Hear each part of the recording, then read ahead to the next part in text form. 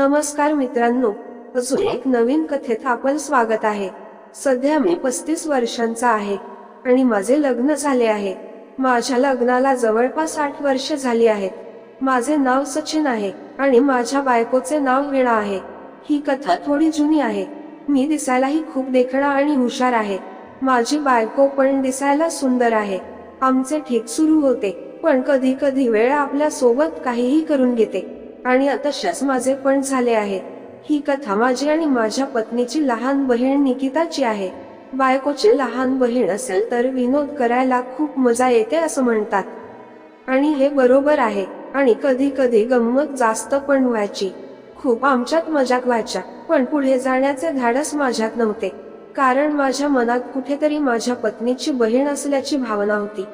मी काही केले तर गोष्टी चांगल्या होण्याऐवजी वाईट होऊ शकतात, पण ती माझ्याशी बोलण्यासाठी प्रत्येक निमित्त शोधत राहायची, हे मला कळत होते। मग फोनवर असो किंवा समोरासमोर, ती इतकी मोकळी होती की कधी कधी वीणा समोर माझी चेष्टा करायची। माझा चेहरा लाजेने पाणीदार व्हायचा।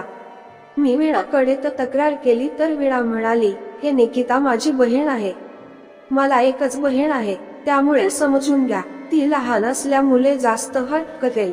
मी म्हणालो, ठीक आहे। अगोदर मला हे बरोबर नाही वाटायचे, पण आता मला पण ही मस्करी आवडू लागली होती।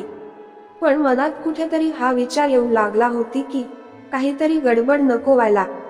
खूपदा आमचा मस्करीमध्ये स्पर्श व्हायचा आणि तो स्पर्श मला बेचैन करायचा। त्यातच वेळ निघून गेला, पण आता तिचे वागण्यात आणि बोलण्यात खूप बदल झाला होता।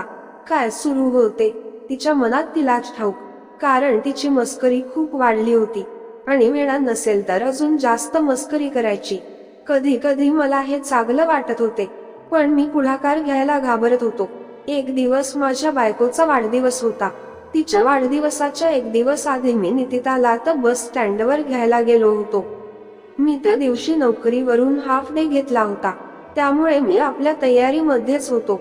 मला पाहताच निकिता म्हणाली, आज तर तुम्ही खूप हँडसम दिसत आहात। तर मी पण म्हणालो, मी आहेच हँडसम। ती म्हणाली, माहित आहे मला तुम्ही आहे म्हणून। मी तिला म्हणालो, आजकाल तू जास्त मस्करी करते। तर ती म्हणाली, का बर तुम्हाला आवडत नाही का मस्करी? तर मी म्हणालो, तसे नाही। अजून ती म्हणाली, माझे आवडते जिजू आहे तुम्ही। मी तर मस्करी करणारच, पण तिच्या बोलण्या आणि वागण्यावरून तिच्या मनात काही भलतेच विचार सुरू होते, हे मला समजले होते। वाटत येताना ती मला अजूनच जवळ होऊ लागली होती। त्यानंतर आम्ही घरी आलो। संध्याकाळची वेळ होती, त्यामुळे मी, माझी पत्नी आणि निकिता तिघेही गच्चीवर फिरत होतो। आम्हा तिघांनाही चहा प्यावासा वाटू लागला। वीणा म्हणाली, तुम्ही थांबा, मी चहा घेऊन येते। ती चहा करायला लागली। आम्ही दोघे बोलू लागलो। जेव्हा मी तिच्या जीवनाबद्दल बोललो तेव्हा ती थोडी निराश झाली। मी विचारले, काय झाले? तर ती म्हणाली, माझा नवरा मला कुठे घेऊन जात नाही आणि जास्त बोलत पण नाही, फक्त तो दारू पितो। त्याला तुमच्याकडे चला म्हणाली तर दारू पिऊन होते ते, आणि मी नाही येत म्हणाले। चेहऱ्यावर दुःख होते पण डोळ्यात चमक होती। तिला हसवण्यासाठी मी म्हणालो, तो नाही आहे तर काय झाले, मी तर आहे ना। आता तिचा चेहरा पाहण्यासारखा झाला होता। ती लाजली आणि तिचा चेहरा वाकवून मला म्हणाली, हे कसे होऊ शकते? वीणाला कळलं तर काय वाटेल? मी फक्त मस्करी करत होतो आणि तिच्या मनात काय होते हे दिसून आले होते। मित्रांनो, दुसऱ्या दिवशी माझ्या पत्नीचा वाढदिवस होता। आम्ही वाढदिवसही साजरा केला, पण मी नोटीस करत होतो की निकिता दिवसभर पाहून हसत होती। केक कापल्यानंतर आम्ही मस्त डान्स केला। डान्स करत होतो तेव्हा ती जवळ येऊन डान्स करत होती। आज तिचे वागणे खूपच वेगळे वाटू लागले। नंतर आम्ही हॉलमध्ये बसून बोलू लागलो।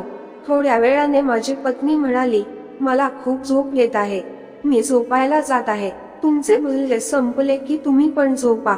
एवढे बोलून ती निघून गेली, पण निकिताच्या चेहऱ्यावर एक वेगळेच हास्य उमटले होते। पण मी लगेच आपल्या खोलीत गेलो तर वीणा झोपत होती। ती म्हणाली, आज जास्त कामे झाली आणि एरसले पण, त्यामुळे मला थोडा जास्त जड वाटत आहे। मी म्हणालो, तब्येत तर बरी वाटत आहे ना? तर हो म्हणाली, पण मला खूप झोप येत आहे, म्हणून मी झोपते। आणि काही वेळाने गाढ झोपली, पण मला झोप लागत नव्हती। कारण अनेक विचार माझ्या समोर येत होते. काही वेळाने मी लघवीला उठलो तर ती तिथेच बसून होती. मी तिला विचारले, तू झोपली का बर नाही? ती म्हणाली, मला झोप नाही येत आहे. पण तिच्याकडे बघितले तर तिच्या डोळ्यात एक आतुरता दिसत होती आणि तिने माझा हात आणि म्हणाली, बसा माझ्या सोबत बोला. मला तर काय करावे काही समजत नव्हते. एक तर असे वागणे, त्यानंतर हा प्रकार. पण मला पूर्णपणे समजून आले होते की काय सुरू आहे तिच्या मनात. ती अजून जवळ आणि म्हणाली, सांगा काहीतरी गोष्टी. आता मी पण कुठपर्यंत रोखणार होतो आणि आता आम्ही जवळ. आणि ती तर जणू याच गोष्टींची वाट पाहत होती. तिचा चेहरा तर एकदम भारी वाटत होता आणि तिला फार दिवसांनी खुशी मिळाली असे वाटत होते. आता तर आम्हाला रोखणार कोणीच नव्हते आणि आम्ही त्या गोष्टीत परिपूर्ण होऊन समाविष्ट झालो होतो. असेच चालत होते आणि ती म्हणाली, मी इतके दिवस याची वाट पाहत होतो. आणि तिच्या चेहऱ्यावर खूप दिवसांनी मिळालेली खुशी दिसत होती.